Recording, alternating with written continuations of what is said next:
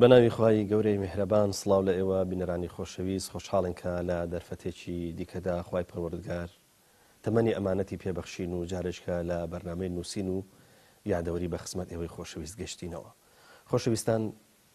دەگوترێ مرۆڤی ئەم ساتەوەختە خوای پەروەردگار منەتێکی گەوری لە سەرداناوە ئەوش ئەوەیە کە یەکەم کتابی بۆ ناردوواتە پەیامە ئاسمانیەکە لە ڕێگای کتابەوە بۆ مرۆڤایەتی هاتووە. ئەم کتابەی خوای پەروەردگار کە بریتە لە قورئانی پیرۆز بووە بە ئیلهام بەخشی کۆی ئەو هەوڵ و بۆچوونانە یاخود با بڵێن ئەو هەوڵ و کۆششانەی کە مرۆڤی کا لە چوارچێوەی کتێبە، واتە هەر ئەو کتێبەی خوای پەروەردگار ڕنگدانەوەیکی گەوری لەسەر ژیان و لەسەر بیرکردنەوەی ئینسانەکان هەبووەوە. زۆر جار کتێبە ئینسانیەکانیش دیسان بوونەوە بە سەرچاوێکی دیکە و ئیلهامیان لە قورئانی پیرۆز وەرگرتووە. دەگوترێ لە ئێستاە کتێب لە کۆمەڵگای ئێمەیە کاریگەریەکی گەورەی هەیە، بەدەیان دەستگا و واروها چاپ و بڵاو کراوە و وەشاندن هەیە کە گەرنگی بە کتێبەدا، واروها کتێب بووە بە نەک بە سەرچاوە و زەخیرەی معریفی، زۆر جار بووە بە سەرچاوی ئابووریش. بۆیە پێویستمان بەوەیە هەموو جارێک بیرتان بخینەوە کە ئەم بەرنامەی نووسین و یادەوەری قسەکردنە لەسەر کتێب و قسەکردنە لەسەر نووسین و بە تایبەتی نووسینەکانی بەڕێز مامۆستا عەلی باپیر. ئەم نووسینانە کە بۆ ئەوەی لە چوارچێوەی کتێبا نەمێننەوە، بۆ ئەوەی کە قسەی نوێشان سەبارەت بکرێت، بۆ ئەوی بار بکرێن، بەوەی کە کۆمەڵێک زانیاری زیاتریان بخرێتە سەر. ئێمە بەردەوام ببین لە بەرنامەی نووسین و یادەوەریە لە ساڵی دووەمی با ئەوڵێن کارکردنمانە لە چوارچێوەی بەرنامەکەیە. تەمەناوەکەم کە چۆن ساڵی یەکەمان تێپەڕان، ساڵی دووەمیش بە کۆمەڵێک زەخیرەی باشەوە، بە کۆمەڵێک معلوماتی باشەوە لە خزمەت ئێوەی خۆشەویستە بین لەگەڵ جنابی مامۆستا عەلی باپیر. زۆر سپاس مامۆستا کە جارێکی تر ئەمانەی ژمارە 25. سپاس بۆ ئێوە، بەخێر بێن کاک پەیوەند، خۆت و هاوکارانت سپاس دەکەیت. مامۆستا تەبان ئەم جارە ئێمە ئەچینە سەر بە ئەڵێن بەشی سێم لە کتێبەکە کە بریتە لە تێشووی ڕێگا چۆن ساڵات دەبین و چۆن بەرەو خودای بەرز و بێوێنێ ئاچین.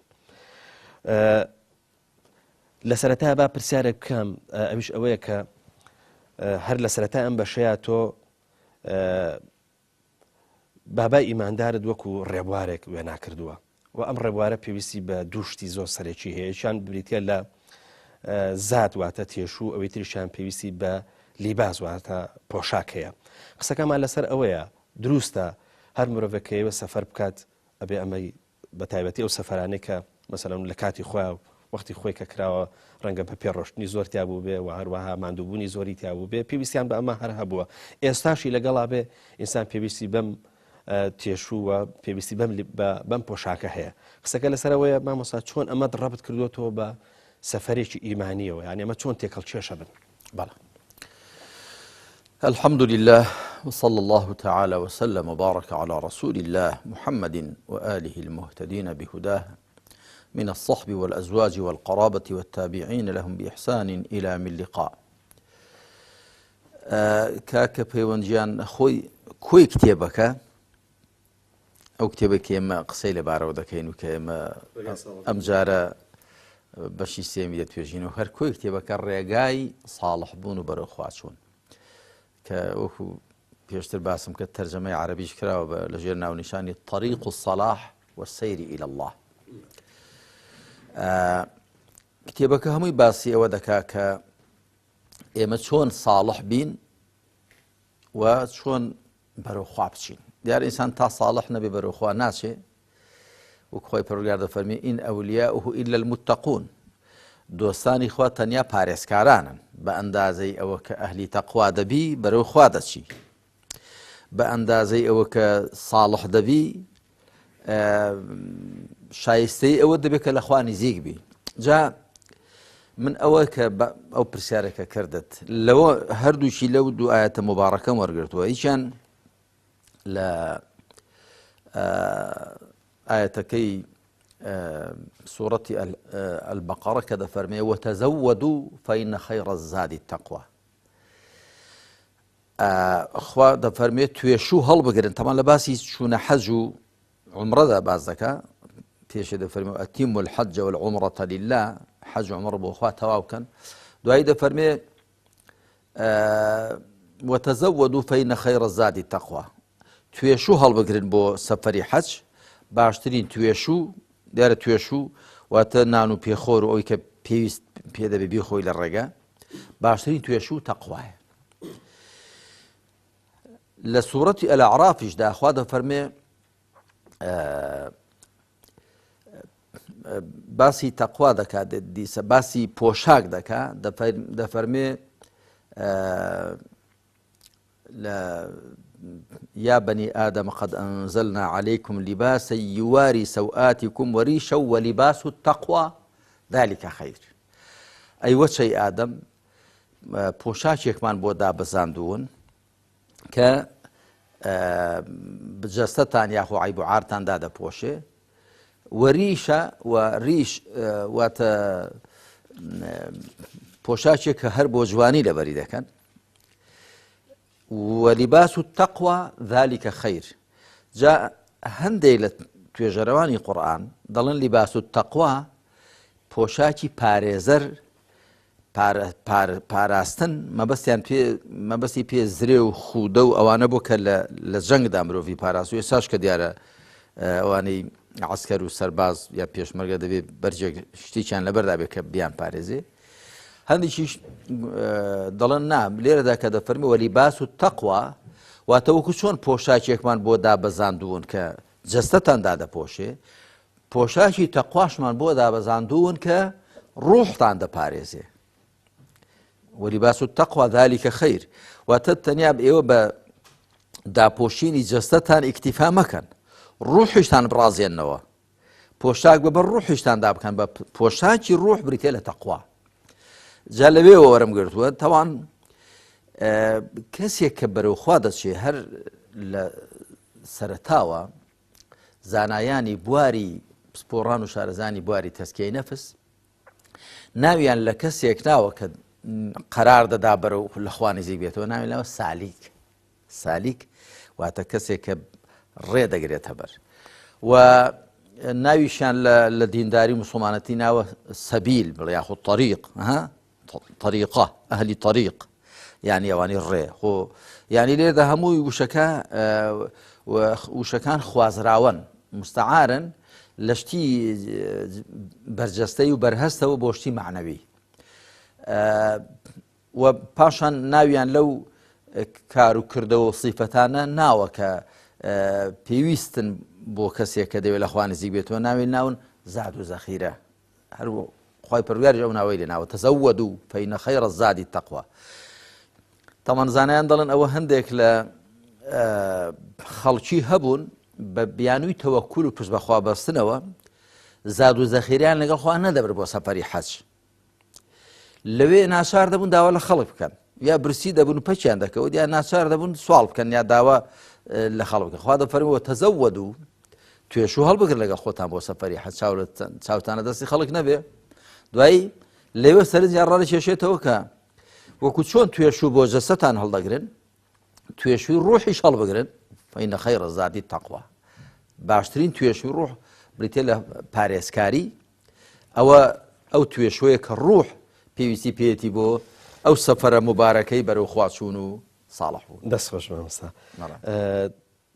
تەمان بۆ کێشووی ڕێگا چۆن ساڵح دەبین و بەرەوخوای بەرز و بێوێنە دەچین مامۆستا 52 هۆکارت هێناوە 52 خاڵت ڕیز کردووە لەوەی کە ئەم ڕێگایە چۆن نەگریتە بەر. ڕەنگە ئێمە نەتوانین لە بەرنامەکە هەر 52 خاڵەکە یەک ینی پەنجە بخینە سەریان یا بیان توێژینەوە یا ڕەنگە دەرفەتی ئەوەمان نەبێ بەس حەزم کرد بۆ خۆت بە شێوەیەکی گشتی سەبارەت بەو 52 خاڵە گەر شتێکت هەبێ وەلو من دوایی هەندێک بەمەبەست دێمە سەریان و لە هەندێک خاڵانە پرسیارەکەم بەس ئەگەر تۆ بە شێوەیەکی گشتی لەسەر ئەم 52 خاڵە شتێکت هەیە بە شێوەیەکی گشتی حەزەکەم جەنابە قسێکی لەسەر. بەڵێ کاکە پەیوەند دیارە من هەندێک لە خاڵەکان خستومنە نێویەک بۆیەنە ئەوەی بێتەوە یادم دە خاڵیانم لەبەر ڕۆشنایی فەرمایشتێکدا هێناون کە دەفەرمی اللهم إني أسألك الثبات في الأمر والعزيمة على الرشد تا کۆتایی هەروەها دەیدی کەیانم لەبەر ڕۆشنایی فەرمایشتێکدا هێناوە کە پێغەمبەر دەفەرمی عليه الصلاة والسلام سەید الاستغفاری گەورەی داوای لێبوردن لە خواکردن ئەوەیە و هەروەها هەندێکی دیکە سێ لەبەر ڕۆشنایی شتێکی کەدا کۆی هەمویان دەبن بە 52 ویستومە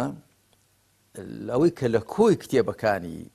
سەیر و سلوک و تەزکیەی نەفس و کەلەپوری تەسەوفی ڕەسەنی پابند بە قورئان و سونەت باس کراون ئەلبەتە هەوڵم داوە دەستێکی پێدا بێنم هەمویان بەڵام من هەمویانم خستۆتەوە سەر سکە و ڕەوڕەوەی قورئان و سونەت ئەگەر تێبینیت کرد بێ هەموو ئەوانم خستۆتەوە سەر وحی سەردەقەکانی وحی چەف ئاەتەکانی خوای پەروەردگار چەف فەرمایشتەکانی پێغەمبەر عەلەیهی سەڵات وەسەلام چونکە بەڕاستی لە خوا نزیک بوونەوە تەنیا بەڕێی خوادا دەبێ مەحاڵە مرۆڤ بتوانێت لە خوا نزیک بێتەوە مەگەر بەو ڕێدا کە خوا دیاری کردووە جا ئەوە دوایی لە بەشەکانی دیکەدا دەیگەینێ حتمما جەناب کتێبەکەت تەماشا کردووە بە تایبەت لە بەشی چوارەمدا ڕاستکردنەوەی چەند هەڵەیەک و بەشەکانی دیکەدا کە هەندێک لە ئەهلی تەریقەت بە هەڵا و بەکار تێکراوی بە فەلسەفەکانی بە تایبەت ڕۆژهەڵاتی ئاسیا و بە ئاینی شێوێنراوی مەسیحیەت هەندێشتیان باس کردووە بۆ لە خوا نزیک بوونەوە کە نامۆیە بە قورئان و سونەت و جۆرێکە لە لادانە لە شەریعەت بەڵکو جاری وا بۆ هەندێکیان گوتوویانە شەریعەت هی خەڵکی عەوامە بەڵام تەریقەت هی خەڵکی خەواسە جا من تەمان دوایی ئەو قسانە دێمە سەری بەرپەرچم داونەوە ویستومە ئەوە لە خوێنەر حاڵی کەم کە ئەگەر دەتەوێت لە خوا نزیک بیەوە یەک ڕێت لە بەردەمدایە ئەویش ڕێی شەریعەتە و کە لە قورئان و سونەتدا بەرجەستەیە و دوایی تەمان ڕوونی دەکەمەوە کە لە ڕاستیدا طریقەت و حەقیقەت کە هەندێک پێیان وا بۆ سێشتمان هەن شەریعەتمان هەیە و طریقەتمان هەیە و حەقیقەتمان هەیە گوتومە لە ڕاست یەکشتمان هەیە ثم جعلناك على شريعة من الأمر فاتبعها ولا تتبع أهواء الذين لا يعلمون هذه طريقة وحقيقة شين آية دوشتي آخر هندق لأهل تصوف واعن قلتوا أواني كبيموا بالحالين أبون لا أصل ده ويشي لخالة بهزكاني هندق لأهل تصوف وابوك شارزان قرآن وسنة نبون هندق لأهل تصوف نعلمهم يعني زهندي شان قلتوا أنا الشريعة هي خلشي قشتية عوام طريقته خلشي خواصة حقيقته خلشي خواصة من لراسي رون كردوتو أصل أساسي نية وهيش نية أو بيروكي بو يكشتمان هيك شريعته لغير شريعة شيء كمان نية وكو بعضي دين داري وكو بيل أخوان زيبنو بنداتي وأخوة كذا هذه طريقتها طريقة يعني شوين كوتني شريعة بالربازي شي تايبدا كبيبريتي شي الربازي فيها صلى الله عليه وسلم واتە ئێمە دەبێ بە دوای شەریعەت کەوین بەو شێوە تایبەتیەی بەو چۆنیەتیەی کە پێغەمبەر عەلەیهی سەڵات وسەلام فێری کردووین وەکو دەفەرمێ وەصەلوو کەما ڕەئەیتمونی ئوصەلی نوێژ بکەن وەکو چۆن منتان بینی نوێژم کرد لە پێش چاوی هاوڵانی نوێژی کردووە لەسەر مینبەر جا فەرموویەتی وەکو چۆن منتان بینی نوێژم کرد ئاوا نوێژ بکەن هەروە فەرموویەتی لیتەئخوذوا عنی مەناسیکەکم حەجی کردو عومڕەی کردووە فەرموویەتی خواپەرستیەکانی حەجم لێ فێر بن و هەروەها هەموو شتەکانی کە خوا بکە دەفەرمێ لەقەد کان لەکم فی ڕەسوول الله ئوسوة حەسەنە کەواتە طەریقەت یعنی سنەت يعني ئەو ڕێبازەی پێغەمبەر عەلەیهی سەڵات وسەلام حەقیقەت چییە حەقیقەت بریتێ لەو ڕاستیانەی کە ئینسان پێیان دەگا لە ئەنجامی شوێنکەوتنی شەریعەت بە شێوازێکی تایبەتی پێغەمبەر عەلەیهی سەڵات وسەلام خۆ ئەو پیاو چاکانە عەبدولقادری گەیلانی بەهاءالدین نەقشەبەند ئەبوو حامیدی غەزالی شێخ جونەید چی هەموو ئەوانە ڕەحمەتی خۆیان لێبێ خۆ غەیری قورئان و سنەت و شەریعەت ڕێیەکی کیان نەبووە کە دوایی خەڵک دەڵێت طەریقەی پێشتری باسم کرد طریقەی عەبدولقادری گەیلانی و طریقەی بەهاءالدین نەقشەبەند و طریقەی فڵان و طریقەی فڵان ئەوە خەڵکە وای زانیوە بۆی ئیستیعاب نەکراوە پێیان وا بۆ کەوانە ڕێبازێکی تایبەت بە خۆیانیان هەبوو گەنا تۆ کتێبەکانی عەبدولقادری گەیلانی ڕەحمەتی خوای لێ بخوێنەوە الفتح الرباني والفيض الرحماني والغنية لطالب طريق الحق وفتوح الغيب جگەل لە قورئان و سنەت باس شتێکی کەیان تێدا نییە و هەروەها کتێبەکانی سەید ئەحمەدی سەرهەندی مەکتوباتی ئیمامی ڕەبانی بخوێنەوە غەیری قورئان و سونەت باس هیچیان تێدا نییە کەواتە لە ڕاستیدا ڕێبازی ئەو ڕێبازانی تەسەوف هەر بریتی بوون لە شێوەی تێگەیشتنی و ئەزموونی ئەو پێشەوایانە گەورە پیاوانە لە شوێنکەوتنی شریعەت و قورئان و سونەتدا جا ئەو 52 خاڵە من هەوڵم داوە کە هەموو ئەو هۆکارانەی ئەڵبەتە خۆ مەرجنی هەر 52 بن یعنی دەگوزیە زیاتریش بۆ دەشگونجە و 52 کورد بکەرێن هەندێکیان بخرێن نێو هێندێکیان بەڵام گرنگە هەموو ئەو شێوازانەی کە ئەو ئامرازانەی کە دەبێ ئینسان بەکاریان بێنێ بۆ لە خوا نزیک بوون هەوڵم داوە باسییان کەم هەمووشی بیان خەمەوە سەرسکەی قورئان و سونەت کەواتە بۆیە مامۆستا یەکەم هۆکار یاخود یەکەم خاڵکە جەنابەت بە گرنگیەوە باسیەکەی بریتە لە ڕاستکردنەوە و پتەوکردنی ئیمان و عەقیدە ئەمە داناوە بە خاڵی بنەڕەتی یاخود خاڵی دەستپێکی ئەوەی کە پێکوتر تەسکیی نەبەر بەردی بناغا ینی قسەکە لەسەر ئەوەیە باس لە ڕاستکردنەوەیە مامۆستا ئاڕاستە ئەوە بۆیەوە باسم کردووە کاکە پێوە چونکە بەبێ ئیمانی ڕاست و دروست ئینسان لە خوا نزیک نابێتەوە واتە هەموو ئیمانێک یا هەرچی پێگوترا ئیمان مەرج نییە کە ئینسان لە خوا نزیک بخاتەوە بۆیە وام گوتوە چونکە هەڵەوپەڵەی زۆر و بژار و ژەنگوژاری زۆر پەیدا بووە لە عەقیدەی مسلماناندا جا دەبێ کەسێ بیەوێت بەرەو خوا بچێت لە خوا نزیک بێ دەبێت چاو بە ئیمان و عەقیدەکەیدا بژێڕێتەوە لە ئیمان بەخوا سوبحانە وتەعالا جا ئیمان بە بەدیهێنەراتی پەروەردگارێتی خوا خاوەندارێتی خوا پاشان پەرستراوێتی خوا و دوایی ئیمان بەناو سیفەتە هەرە بەرز و چاکەکانی خوا و ئەمجا چۆنێتی بەندایەتی کردن بۆ خوا دەبێ هەموو ئەوە دەبێت چای پێدا بجێڕێتەوە هەر چ ئیمان بە فریشتەکانی خوا ئیمان بە کتێبەکانی بە پێغەمبەران عەلەیهیمو سەڵات وسەلام بە ڕۆژی دوایی بە قەدەر و ئەندازەگیری خوای پەروەردگار دەبێ چاو بە ئیمان و عەقیدەکەی خۆی دابجێڕێتەوە هەرچی خڵتە و خاڵ و ژەنگ و ژار و بژار و شتی نامۆکە تێکەڵی بووە لێی بژارکە بە ئیمانێکی ساغ و پتەوەوە ئینسان دەتوانێت ڕێی لە خوا نزیک بوونەوە بەرەو خوا چوون بگرێتە بەروە لە ڕاستیدا لەوێشدا باسم کردووە کە بۆی هەموو دواندنەکانی خوا بۆ ئەهلی ئیمان بە ئیمان دەست پێ دەکەن یا ئەیها الذین آمنوا كتب عليكم الصيام يا أيها الذين آمنوا وابكنوا يا أيها الذين آمنوا واعمكن يا أيها الذين آمنوا لا تقدموا بين يدي الله ورسوله يا أيها الذين آمنوا لا ترفعوا أصواتكم فوق صوت النبي يا أيها الذين آمنوا لا تقتلوا الصيد وأنتم حرم لهمو بواركان ده تماشا دكي اخوا بإيمان ناو نشان إيمان مسلمانان ده دوينه واتدبي إيمانيان هبه أمجا شرفي أويان بيدبره بەندایەتی بۆ خوا بکەن شریعەتی خوا جێبەجێکەن لە ژیانی تایبەتی لە ژیانی تاکی خێزانی کۆمەڵایەتی سیاسی خۆیاندا بەڵێ مامۆستا لە هۆکاری دووەمان ناسین و لێ تێگەشتن و تەفاعول لەگەڵداکردنی ناو سیفەتە بەرز و بێوێنەکانی خوای بێوێنە فەرمودەیەکی پێغەمبەر صلی الله علیه و سلم هێنیت کە باس لەوەکە کە خوای پەروەردگار 99 ناوی هەن هەر کەسێک بیان ژمێرە دەچێتە باشتێ بێگومان ئەو تاکە و تاکی خۆش دەوێ قسەکە لەسەر هەر کەسێ بیان ژمێرێ قسەکە لەسەرەوەی پرسیار لەسەرەوە کرێ هەر کەسێ بیان ژمێرە ینی بە مانای چی بەڵێ خۆی حەدیثەکە ئاوایە دەفەرمی إن لله 99 اسما 100 إلا واحد من أحصاها دخل الجنة إن الله وتر يحب الوتر من أحصاها دخل الجنة جاري پیغمبر عليه الصلاة والسلام كذا فرمي إخوانا وتنوناويهن صد جگليچيك وبو تأكيد هنويا وإخوا تاك وتاچي خوش دوي پیغمبر عليه الصلاة والسلام نيفرمو إخواتني أو اندناويهن ده فرمي أو نوتنوناويهن چونك لفرمايش دي كي پیغمبر ده هاتوا صلى الله عليه وسلم ك پیغمبر إخوان لخوا ده بارتوا ده فرمي اللهم إني أسألك بكل اسم هو لك سميت به نفسك أو أنزلته في كتابك أو علمته أحدا من خلقك أو استأثرت به في علم الغيب عندك شوار حالت بونا وكان إخوة دادني خواه لتو دا بارم بهر ناويك ك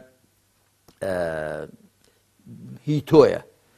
سميت به نفسك كتوك أو ناوت كردو بهي خود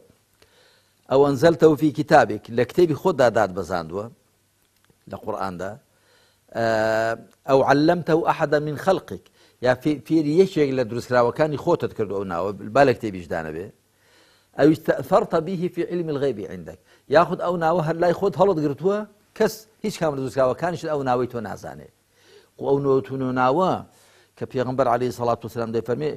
ده فرمي خو نوتونو ناويهن بلاني فرم تاني أنا نوتونو ناويهن أويك كده فرمي من أحصاها داخل الجنة زانيان وتوجروان لو بارزوا قصوا باسيان كردوا قلت أنا بالتأكيد ما بس أوني هركز إلى بريان بكا شو نفرموا من حفظها لبريان بكي من أحصاها إحصاء داري عد من هي إحصاء من هي عد أوي بشتكى بجميري يقدو سي أو إحصاء بريتيلا كردية بيت السرجمير نازان بلد بيت السرجمير طبعا خوي زماني كردي براسيل لشاو أو هم مفاهيم وتشمكو واتا قورانيك لقرآن والسنة زماني شي هجارة يعني إستو تماشى هذا فرمي وإن تعدوا نعمة الله لا تحصوها كواتد تواني عد بكي بلا إحصاد بغناكري أجر شاكا كان إخوة بجميرن هذا معنا دتواني بيان جميري أو بلين لجستين مروف ده أو نعمة هوا نعمة تشتي خور نعمة قل ك دتواني مشتي تابروين نعمة أو نعمة شي دتواني ولا هم نعمة أو بيان جميري بلا بوتان سر جمير ناكرين وتبوتان إحاطة نادرين بلن أوندن يجي لصفات كان إخوة محصية خوي برجار بخوي إحصاء هم درس كراوة كان إخوي كردوا جاء بمسي في غبري خاتم صلى الله عليه وسلم أو النبو كتونا وكان لبركي وتواو أو نونوتنا شو لا لفرمايش تذاك ترمذي وعندك شيء دي كلا فرمودناسان هناوي يعني نوتنا وكان هناوه أو نوتنا ناو صفتي خوي فرياري هنا ولا فرمايش تي بلام لسر سنة دكين مشتمر هي بلان جرينجويا ك بزانين ما بس بيلا بركردن يعني جنا أخو كابر أشي ملحدة ثانية يا كابر أشي زوج جناه باردة ثانية وكان له مولى بركة هذا شيء تبهش نعم بوي زانين قلت أنا ما بس لا أحصاها واتا باش مفهوم وشمك واتا أو نوانا بزاني يك بكردوا تفاعل لقل أو شمكو واتانا دابكا بوينا خوي برورجار إيش إلى صفة كان بريتيل الرحيم الرحمن ونيا وهاب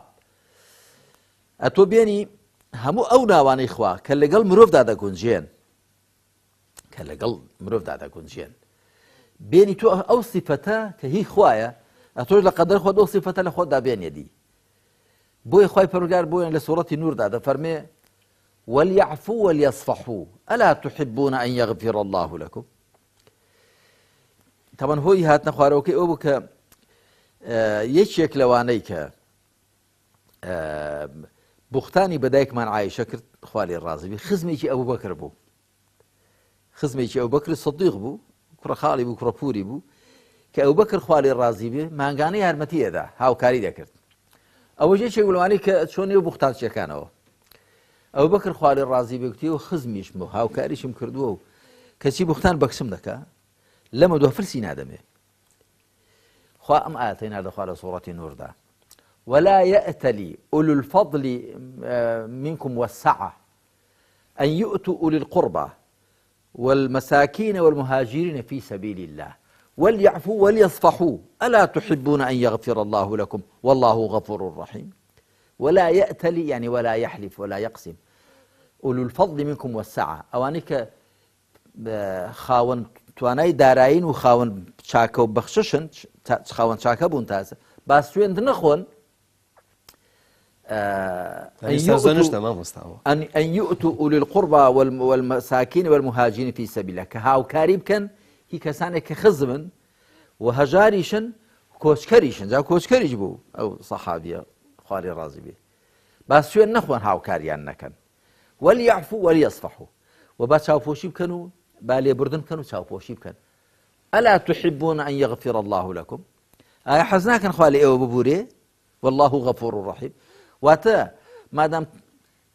حەز دەکەی خوا لێت ببورێ تۆش ببورە لەو خزمە خراپەت کە تا ئێستا چاکە لەگەڵ کردەوە لە بەرامبەری چاکەدا ئەو خراپەی کردووە خراپەیەکی زۆر گەورە بوختان بەکچت بکە بەچێ بە سودیقەی بنت سەدیق خوا لە خۆی بابی ڕازی بێ کەواتە ئەم ئاەتە ئەوەی لێ وەردەگیرێت کە دەبێت ئێمەش هەوڵ دەین خوا لێ بوردێ تۆش هەوڵ دەی لێ بوردەبی خوا خاوەن بەخششە بەبێ بەرامبەر تۆش هەوڵ دەی بەخششت هەبێ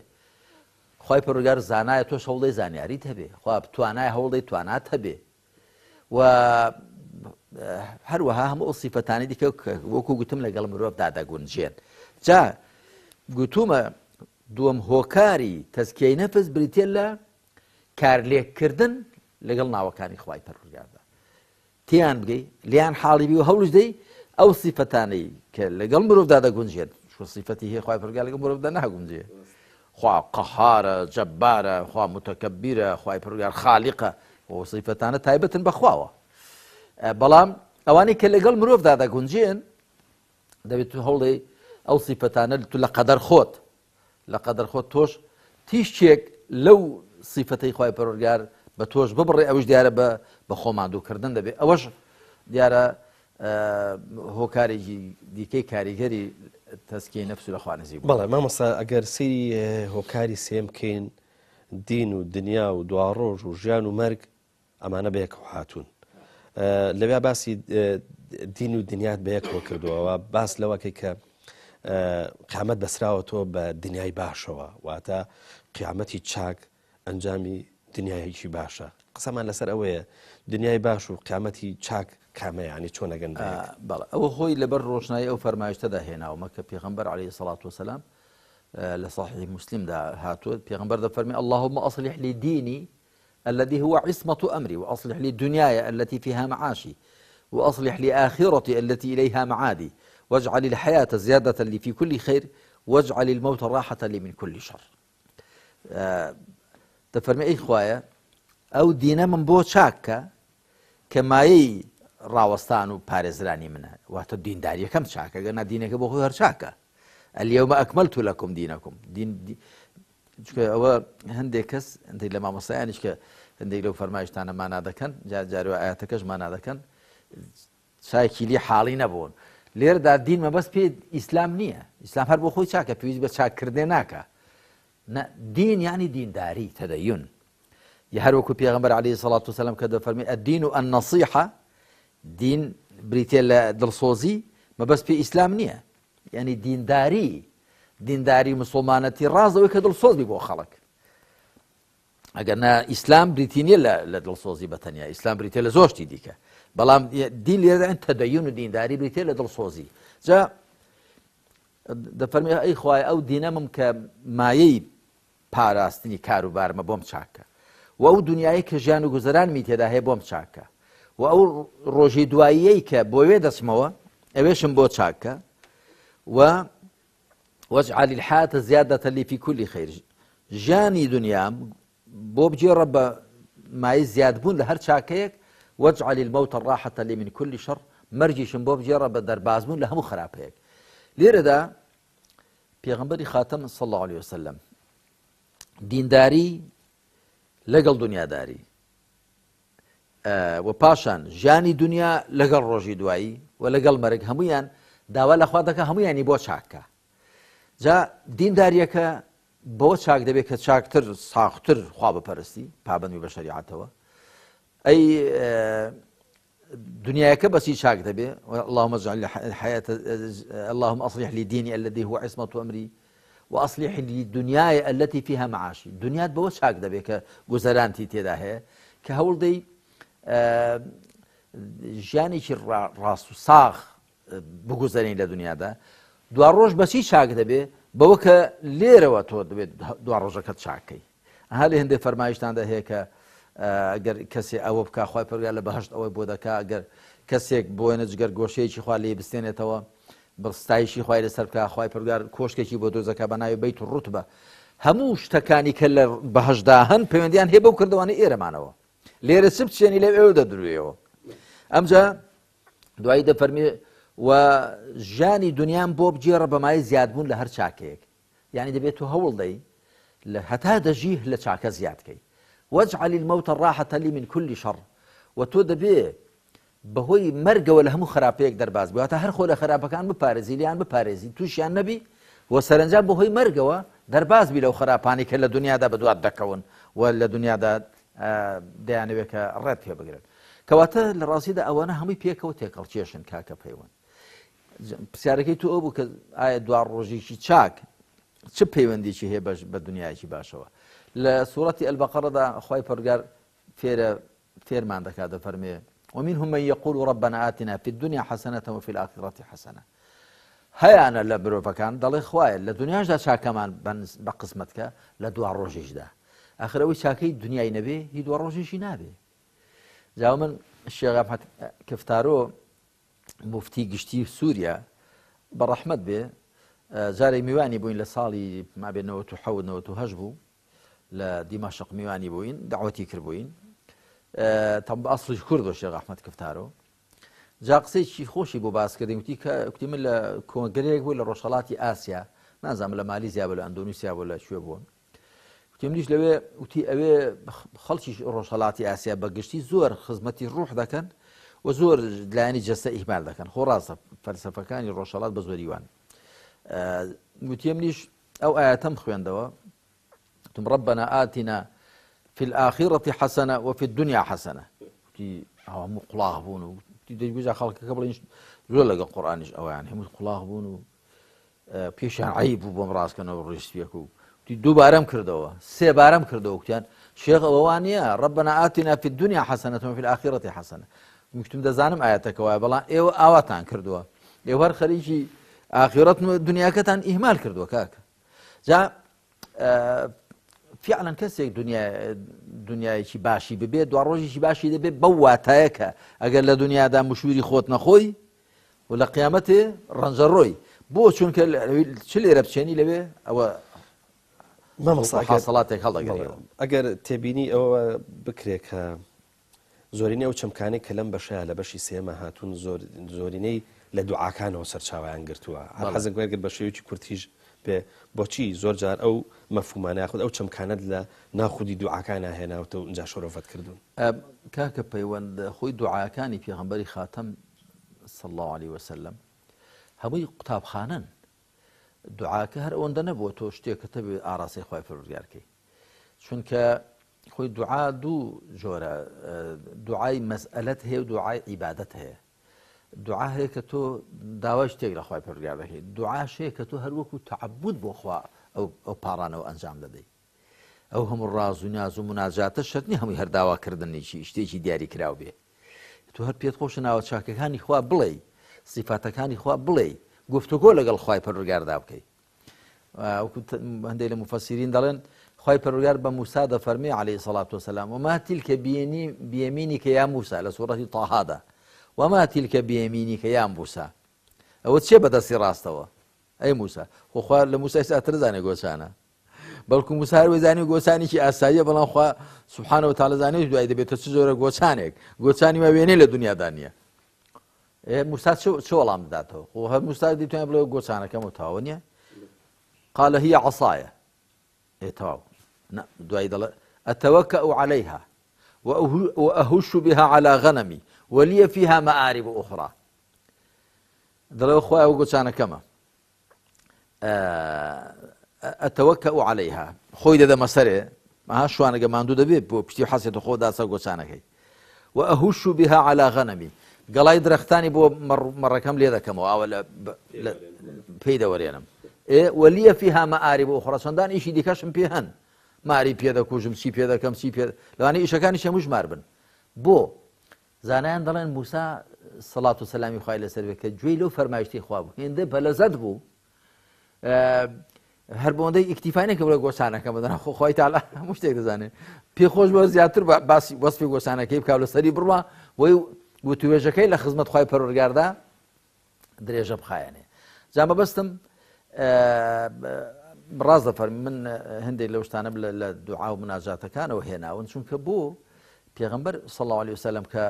بوين أو دعاء بيشتر باسمان كذا فرمي اللهم أصلح لي ديني الذي هو عصمة أمري، وأصلح لي دنياي التي فيها معاشي، وأصلح لي آخرتي التي إليها معادي، واجعل الحياة زيادة لي في كل خير، واجعل الموت راحة لي من كل شر.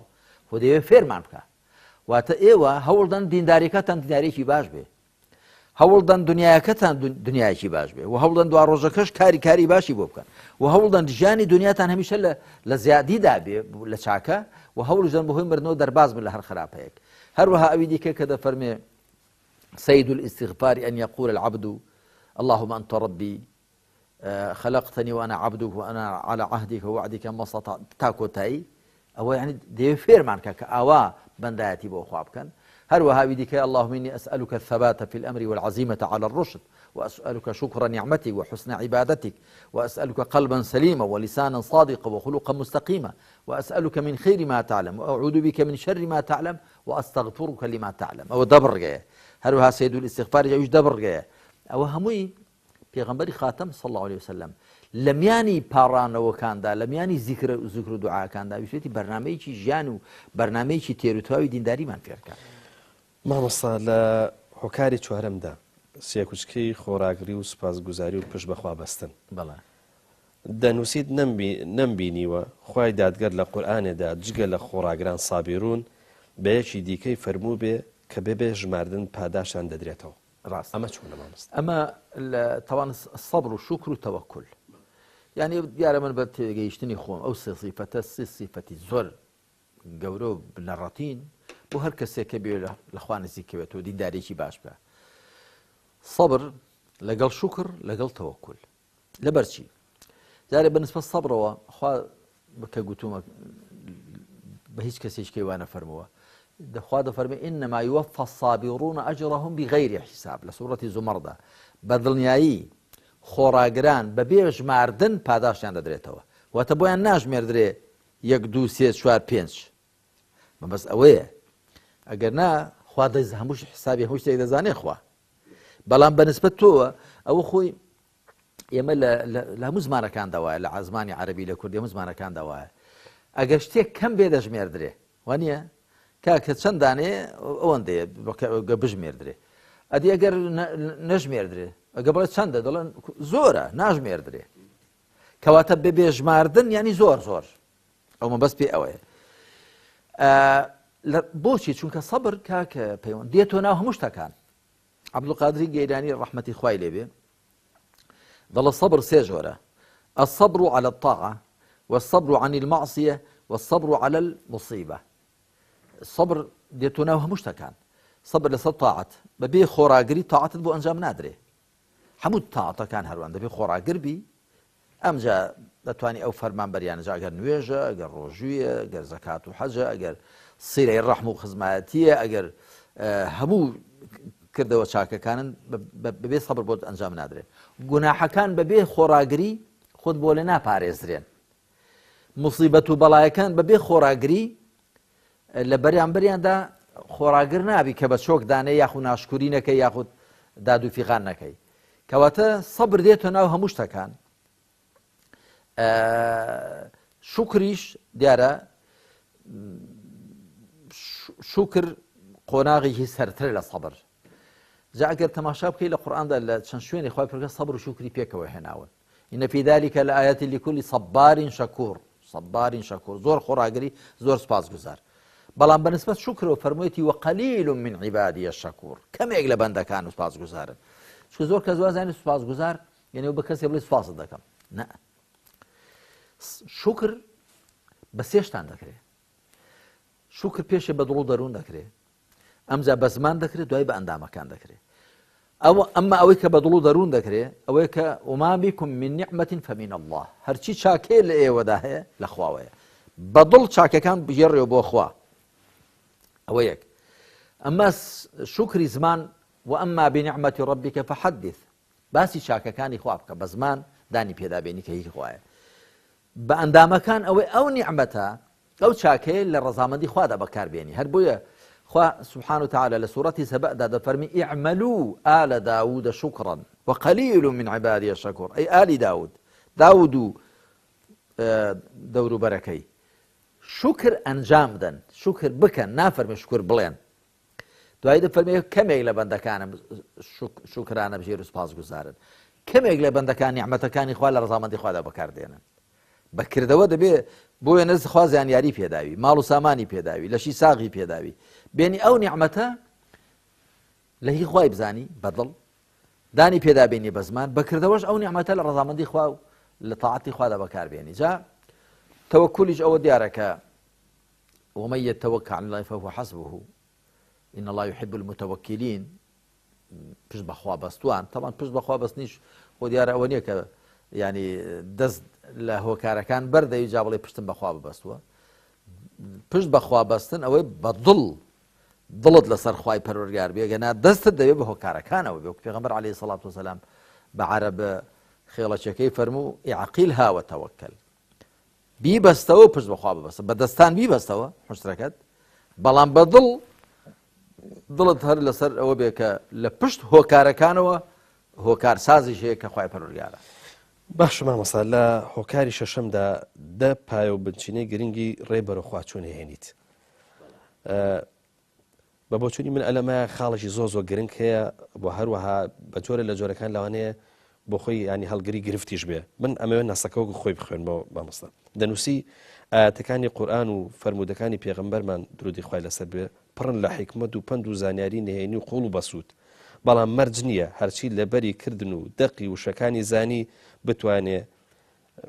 بە هەموو حکمت و زانیارە بایەخدارەکان پێی بەرە بە هەموو حکمت و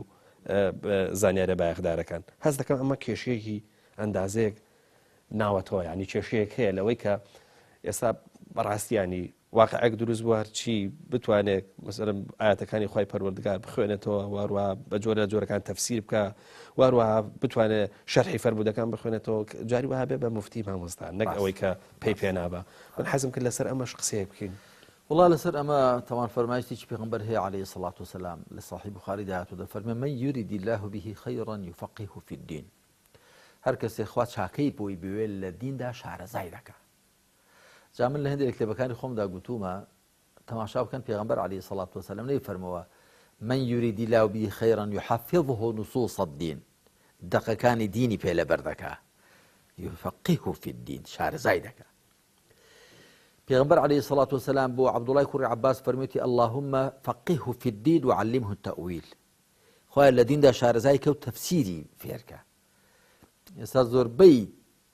تەفسیری ئاەتەکان دەژێڕدرێتەوە بۆ لای عبدالله کوڕی عباس خوا لە خۆی بابی ڕازی بێ ئیبن عباس فەرقی چ بووە خۆ زۆر کەسی کە قورئانی لەبەر بووە بەڵام ئیبن عباس لێی تێگەیشتووە کاکە پەیوەند ڕازە فەرمووی خۆ گرفتی گەورەی موسڵمانان ئێستا ئەوەیە کە ڕواڵەتی دەقەکان لەبەر دەکەن بەڵام نێوڕۆکی دەقەکان و ڕوحەکەیان و نهێنیەکانیان نازانن ئەمجا هەمیشە لێتان وەسیەت بێت جەنابیشت و بێنەران بیسەرانی بەڕێز هەر کەسێکت بینی بە زانیاریەکەی خۆی معجەب و سەرسام بوو پێی وابوو زۆر زانایە پێی وابوو زۆر شارەزایە و لە هەموو ئاوان پەڕیوەتەوە ئەمجا بزانە کە فەقیرە هەروە زۆر سەتحی و سەرچێڵ تێگەیشتووە ئەوەی قوڵ تێبگا هەتا ئینسان قوڵتر تێبگا زیاتر پێی بە نەزانی خۆی دەبا متەواضیعتر دەبێ خاکیتر دەبێ هەتا سەرچێڵتر و سەتحیتر تێبگا زووتر بڵێ لە کەوری خۆی دەردەچێ من زۆر جارە نمونە دێنمەوە دەڵێم درەختێک کە بەری پێوە بێ میوەی پێوە بێ جاگەر سێوە خۆخە هەرمەیە هەرچی هەیە لخەکانی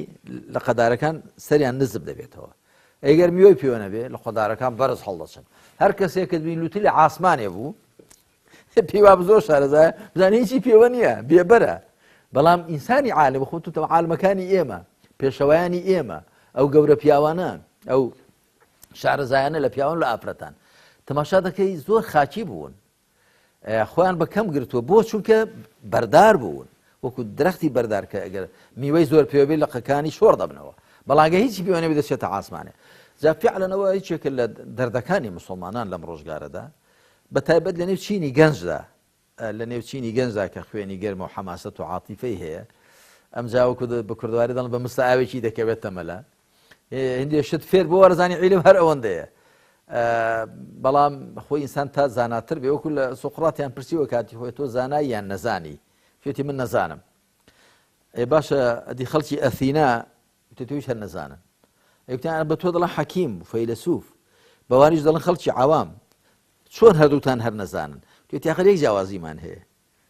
گوتی هەر جیاوازیەکە چییە گوتی وەڵای من دەزانم کە نازانم بە زەوان نازانن کە نازانن جای وایە نازانێ خۆشی زۆر پیشەشارەزا ئەوە پێ دەگوترێ نەزانینی ئاوێتە الجهل المركب بەڵێ مامەسا هیوادارم ئەو کاتێک کە ماوەمە بەشی وڵامی ئەم پرسیارە بکات ئەم پرسیارێکی زۆر گرنگە لە جێگەیەکە نووسی دوای ئەوەی یعنی دوای ئەوەی کە شیرک وەکو تاوانی هەرە گەورە ناسێنی بەڵام دەنووسی مەرج نییە هەر کەس کوفری تێدا بێ کافر بێ و هەر کەسی شرکی لێ بیسرا یان لێ بینرا مشرکی بێ مامەسا ئەمە تێگەشتێکی زۆر باشی دەوێت بەڵە ڕاستە وڵا ئەوە هەر دقی قسەی ئیبن تەیمیە ڕەحمەتی خوای لێ بێ و عالمەکانی دیش بەڵام بە تایبەتی ئەوم هێناوە دەڵێ قد يكون قول الرجل كفرا أو شركا أو فعله كفرا أو شركا ولا يكون هو كافرا أو مشركا جاري واقسي كسيك يا كردوي كسيك كفر يا شركة بلا مرزني خوي كافر هاو باش بخوا دانر بي بوشي چونکە بۆ بە کافر دانان یا بە مشریک دانانی کەسێک دەبێ ئەو بنچینەیە جێبەجێ بکرێ بنچینەیەکمانی پێ دەگوتر ثبوت الشروط وانتفاء الموانع چەسپانی مەرجەکان لاچوونی پەرچەکان ئەوە زۆر گرنگە چەسپانی مەرجەکان لاچوونی پەرچەکان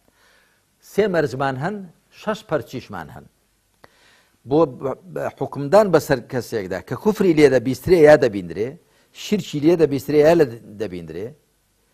بۆ ئەوە کە حکمەکەی بەسەردا بدرێ دەبێ مەرجەکانی هاتبنەدی پەرچەکانیشی لاشوو بن مەرجەکان بریتین لە سێ یەکەم ئەو کەسە عاقڵ بێ دووەم باڵغ بێ سێم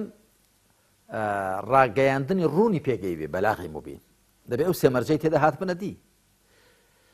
عاقڵ بێ باڵغ بێ و پەیامی خواشی چاک پێگەی بێ ئەو سێ مەرجە پەرچەکان چین پەرچەکان یەکێک بریتێ لە نەتوانین عەجز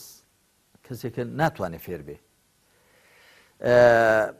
ئەوە با کوفریا شیرکێکیش بڵێ مادەم نەیتوانیوە یەکێک لە عەجز یەکێک بریتێ لە جەهل نەزانێ بەڵام نەزانینێ کە پێی مەعذور بێ و پاشان زۆر لێکران ئیکراه زۆری لێ بکرێ وەکو عەماری کوڕی یاسر کە زۆریان لێ کرد دەڵێ قالوسەیەکی قالوسەی بەلادا دەهات دەیانگوتی بڵێ ئەوە پەرسترای منە دەگوت ئەوە پەرستران بۆی لە تەعزیبەکە نەجاتی بێ کەواتە ئیکراه ئەویش پەرچێکە دەبێت لە ئیکراه زۆر لێکردن نەبێ هیچێک لەوانە خەتەع بە هەڵە نەبێ وەکو پێغەمبەر عەلەیهی سەڵات وسەلام دەفەرمێ خوا سوبحانە وتەعالە ئەوەندە شادمانە بە گەڕانەوەی بەندەکەی بۆ لای لە کەسێک کە لە دەشتێکی چۆڵ لە بیابانێک وڵاخەکەی لێوەندە بێ کە ئاو زاد و زەخیرە و شتی لەسەر پشتی وڵاخەکەیەتی دوایی لێی نائومێد دەبێ بیبینێتەوە دەچێتە ژێر سێبەری درەختە دڵە باوە خۆم لێرە بمرم خەوی لێ دەکەوێ وەختێک چاو هەڵدێنێت وڵاخی هاتۆ بەردەمی کە تازە بۆ مردنێ لەوێ ڕاکشاوە ئەوەندە دڵخۆش دەبێت دڵێ خوایە ئەتۆ بەندەی منی ئەمیش پەروەردگاری تۆم لێ تێک دەچێت لەبەر زۆر دڵخۆش بوون کەواتە کەسێک بە هەڵە قشێ بکە ئەوەش پەرچێکە پێی کافر نابێ و پاشان تەویل بەهۆی کابرا تەویلی کردووە و پاشان بەهۆی لە بیرچوونەوە کەسێک شتێکی لە بیر چوبێتەوە ئەم 6 پەرچە هەر کامێکیان هەبن ڕێدەگرن لەوەی کە تۆ حکمی کوفر یا شر بەسەر کەسێک داوی کە کوفر شتی لێ دەبینی دەبێت پەرچەکان لابچن مەرجەکانیش بێنە دی ئەمجا ئەوەش خۆ دیارە ئیشی هەموو کەس نییە هەر کەسێک ڕاست بووە ئەو بۆیە زانایان گوتویانە دەبێت لە بۆ حکمی کوفر و شیری بەسەر خەڵکدادان دەبێت شارەزایان و زانایان ئەوە بڵێن ئێستا ئێمە لە شتی طبیدا هەر کەسێک ڕاست بۆ دەڵێ ئەوی مەخۆ ئەوی بخۆ دەڵێ کاکە لە دکتۆری بپرسە پزیشک لە شتی هەندەسیدا دەگەڕێن بۆ لای مهندیس لە شتی ئەوەدا دەگەڕێنە بۆ لای شارەزای خۆی فەسئەلوا ئەهلە الذیکر ئین کونتم لا تعلمون بەڵام سبحان الله لە دینداریدا هەرچی ڕاست بۆ خۆی پێرە شارەزایە وەکو بڵێ دین لە هەموو شتێ سەهلتر بێ بابە دین شەرع زۆر قوڵە دەبێت لەوێشدا بگەڕێ بۆ خەڵکی شارەزا بەڵام مامۆستا ئەڵقەی ژمارە 25مان کۆتایی هات سپاس دەکەین سەلامەت بن بەڵە خۆشەویستان بەم شێوەیە گەشتینە ئەڵقەی گەشتینە کۆتایی ئەڵقەی ژمارە 25 تاکو ئەڵقەی ژمارە 26 هەموو لایەکتان بەخوای گەورە ئاسپێرم خواتان لەگەڵ